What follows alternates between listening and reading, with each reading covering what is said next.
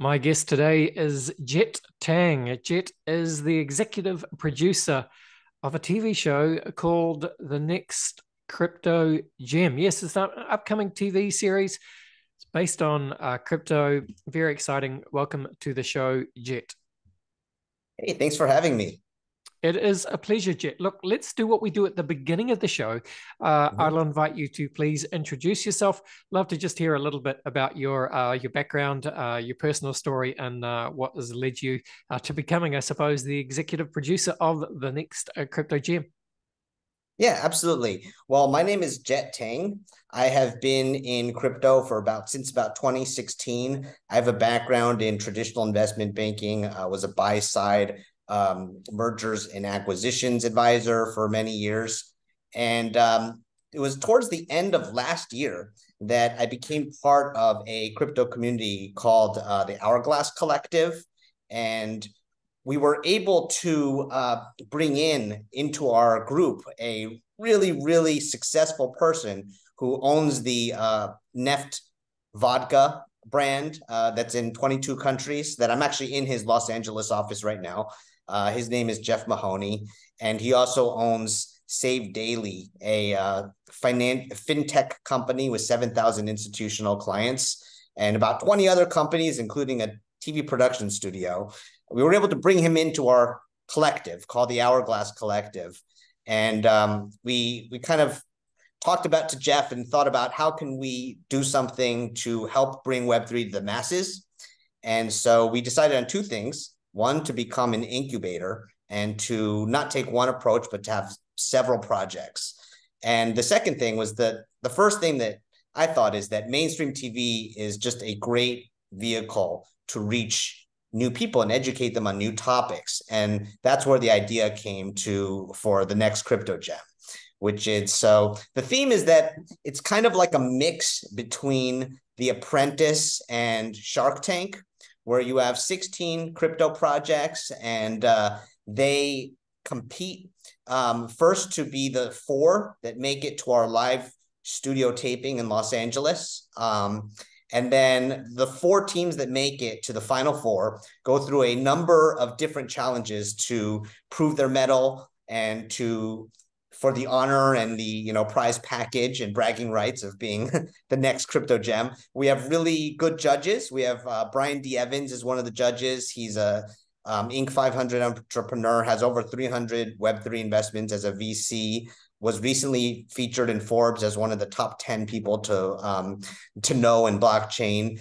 We have George, Cryptos Are Us, who's one of the most famous crypto YouTubers. I think pretty much everybody knows George. And we have Layah Heilpern, who is a bit of a controversial character, firebrand, and a little bit of a Bitcoin maxi too, and has very interesting opinions on the world and culture. And the three of them make for some very interesting conversations and clashes between themselves and with the contestants throughout the whole TV series. And so, yeah, the TV series, it premieres in 7.5, 8 days, depending on when this when this comes out, I suppose, as of when we're recording this, on September 7th, and will be on over 200 platforms. Amazon Prime, it will be on Insight TV in almost every country. It will be on Samsung, LG, in the United States, on Pluto, in DirecTV primetime as well. So we have a list that you can see that has all the places you can see the show. Yeah, fantastic. And look, as we record here in New Zealand, at least, it is the 31st of August today. And I think, Jett, what I'll do is I might even publish this later today, all going well, Okay. just so that we do have, a little bit of a lead up until that premiere of September 7th. So just before we will dive back into the show, but for Sure. people listening all around the world, for example, Mhm. I'm in New Zealand. A lot of listeners will be in the US, but there'll be listeners scattered all around the world. Where's the easiest place that people can go to try and find out where the crypto gem is screening, perhaps in their part of the world? Yeah, if you go to Hourglass xx.com. There, then go to there's a link to our, there's like a link icon on the top, and then one of the links there will be where to watch, and then depending, it'll show all the possible options. One of them, if you want to watch the next crypto gem on demand, you can use an app that's on almost every single platform called Distro TV. And then even if you miss it at the live time, you can watch it on demand every week, as it's going to run for 7 consecutive weeks. Yeah, fantastic. All right. So, Jett, you said there are 16 teams at the beginning competing to be one of the 4 teams in the, I guess, the televised part. Does that mean the initial 16 teams, are they not part of what is shown? No, they're all in episode 1. They are. So, fantastic. Yeah. Fantastic. So episode 1 is the weeding out from 16 to 3. Oh, wow. And then we end on a cliffhanger. It's a little bit of a spoiler. So you have to wait until episode 2 to find out who's the 4th that makes it to the live studio taping. And then out of those 4, there can only be 1. And where do these 16 teams, where are they drawn from? Are they primarily from the US, or? It's all over. It's actually pretty diverse. We held an kind of an open call for projects. I believe it was last November or December or so, and we got several dozen apply. And I will say that one of the contestants that made it onto the live taping crossed the ocean entirely to be on the show. So nice. that's a little bit of a spoiler, but not too much. I don't think. I think that could be a lot of projects. Yeah. I'm fascinated by how this works. Like, can you no spoilers yet, but give us a sense of, I guess, the challenges that you kind of put for these teams for them to progress through the show. I'm just struggling to understand what those challenges would look like in a kind of reality TV format with crypto teams. That's a great question, and I recently gave another mini spoiler on one of the challenges, so I will give you one of the challenges here as a spoiler. So what we did was that, first of all, what we're trying to do is we're trying to reach the mainstream and normal people, including those who don't know crypto. So our goal is that let me give you an example. I love watching reality competitive TV shows. So I love watching survival TV shows, ones that are about athletics, about even cooking and everything. Even if I don't like those topics that much, in terms of I don't participate in cooking that much myself, I find that when I'm watching those, I end up learning a lot. And so what we wanted to do is we wanted to make the challenges and the whole format of the show to the point where you enjoy learning. You're learning about crypto, but then you're also just enjoying the drama. You're enjoying the people involved, the clashes between the judges. So there's this human element, because I feel like we as people, we connect stories, we connect to people. It's easier to make that connection than giving someone a 50-page, very technical white paper, And so everything is catered towards educating people, because the people who love crypto, they're going to like our show anyway, just because it's the first mainstream TV show. And I think that they'll forgive that there's some teaching moments of things they already know. So we're not worried about that. And they'll probably be curious how we executed that. We recently shared a few clips of like George explaining what Web3 is in about 30 seconds. And that's just an example of what we do. We call them the big short moments, where they're like looking right in the TV and explaining. And so one of the first challenges after it comes down to the final 4 is we bring in a whole group of folks that I think are maybe the last people you would ever expect to understand crypto, understand blockchain, understand Web3.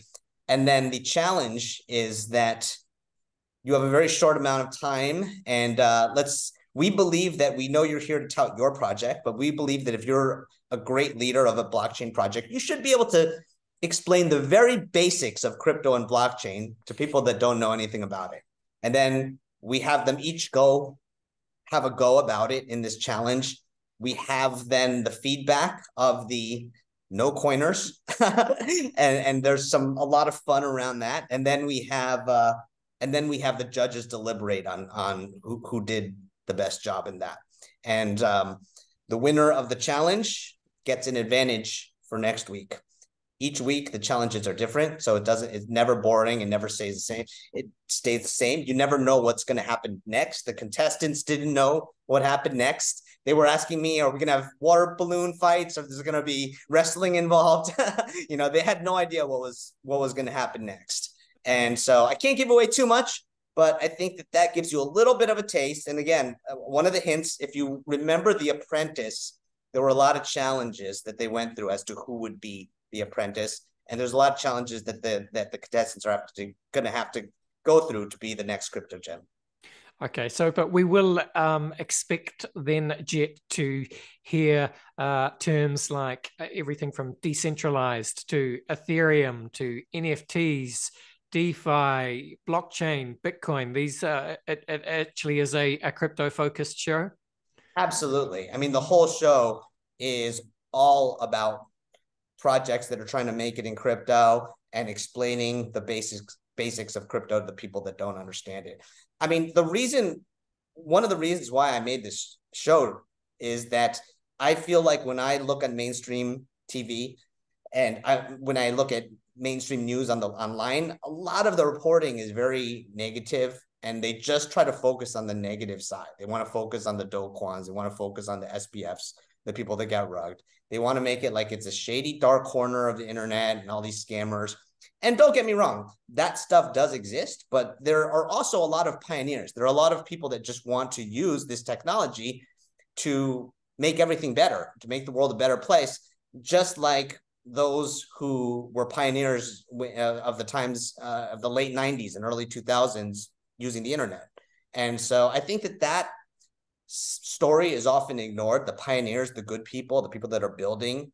And I wanted to put faces to that. And I feel like that's how we can make an impact and win over people that may have thought more negatively of our space without a vehicle like this. So that's the idea. And this is just the beginning. It's just season 1. We're going to be doing more productions. We're going to make season 2 bigger and better. We have all these other incubated projects in our Hourglass collective that have the same goal, and that most of them are quite different than this. But this is one way that we're trying to make an impact. Very nice. And look, I mean, I guess if we zoom out a little bit, Jett, you'll be very aware that it has been a tough time for crypto over the last 18 months or so as we go through the bear market. It's traditionally much harder to get people's interest during the bear market as opposed to something like a DeFi summer, or when the NFT market is absolutely flying, then everyone is very interested in Web3 narratives. It's a little bit different at the moment. Does that change things at all? Does that become more challenging, or is that even a good thing? That you may be surprised by my answer, but I actually, for us at the Hourglass Collective, it's even better to build during bear. And the reason why is because during the bear, it really separates who's real in this space and who really has resources and who isn't, because so for example, our chairman, Jeff Mahoney, he's a billionaire, and he's extremely successful in non-crypto businesses. So we're able to build so much during this time.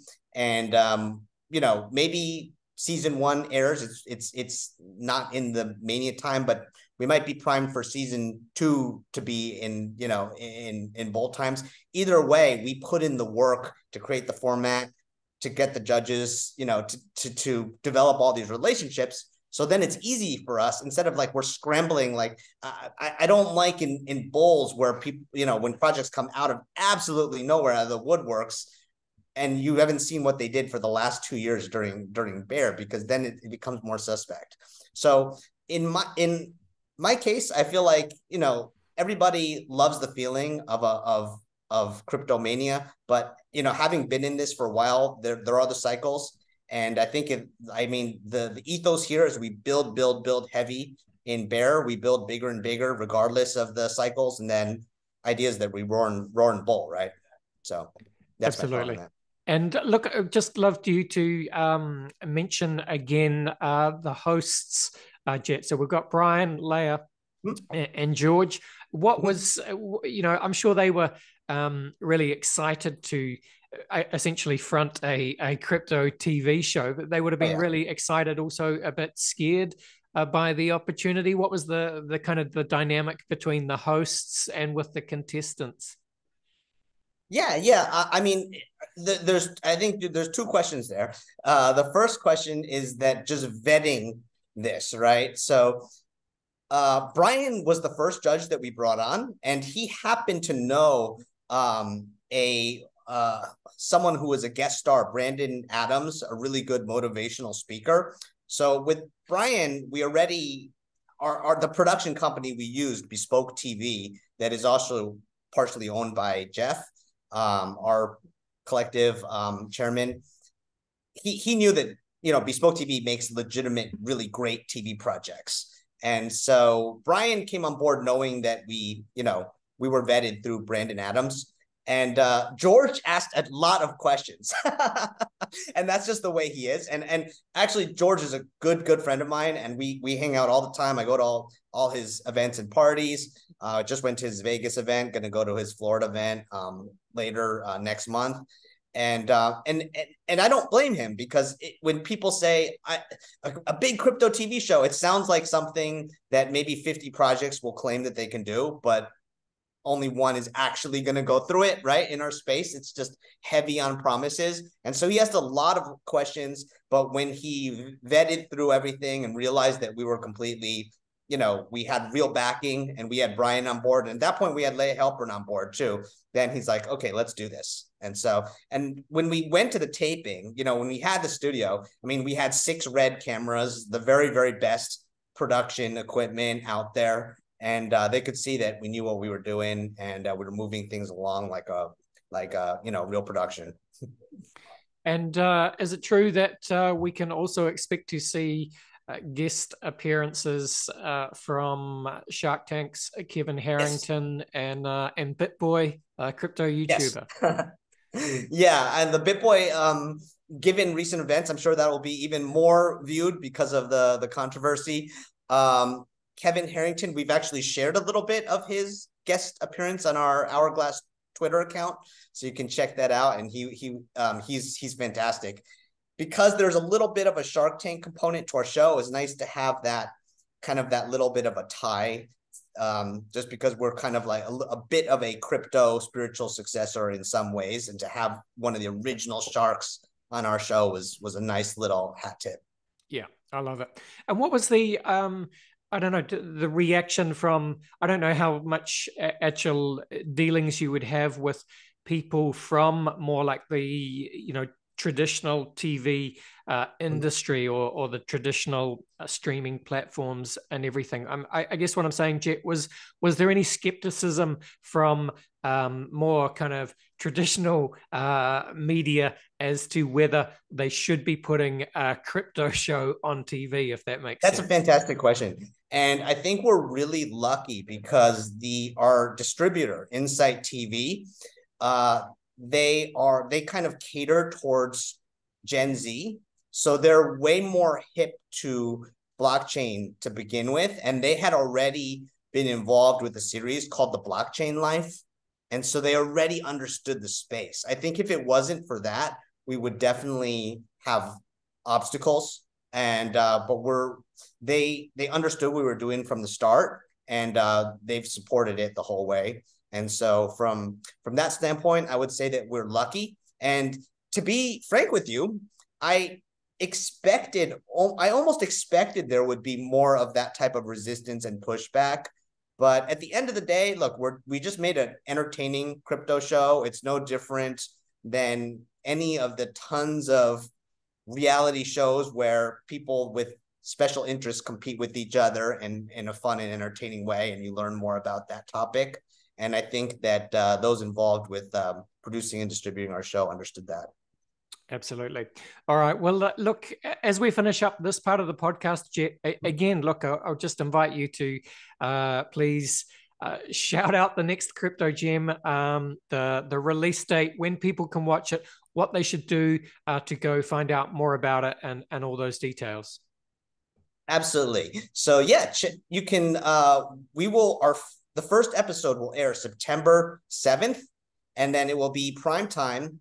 And then every episode will air once a week for 7 weeks. So throughout all of September and even early to mid-October, will be all next crypto gem everywhere. The incubator behind the project is the Hourglass Collective. And so you can check out our website, hourglassx.com. There's lots of links to go on our Twitter, our Telegram, our Discord. And then you can join our community and then talk about, we talk about the show all the time along with all our other projects. Awesome. Let's go to a very quick break and then we'll come back. We'll have some fun. We'll run Jett through the very famous crypto conversation hot take round. All right, we are back, and I'm with Jett Tang. Jett, of course, is the executive producer of the next crypto gem. Fascinating to see, a fun live reality TV format based on crypto Web3 come to mainstream TV all around the world. Jett, I like to finish each podcast with a quick round of rapid fire crypto conversation hot takes. Are you up for it? Absolutely. Just going to run some questions at you, Jett. No right or wrong way to do it. Just give us your honest answers. Question one for you, Jett. Where would you say that you sit on the Bitcoin maximalist to multi-chain opportunist spectrum? I'm definitely not a Bitcoin maxi.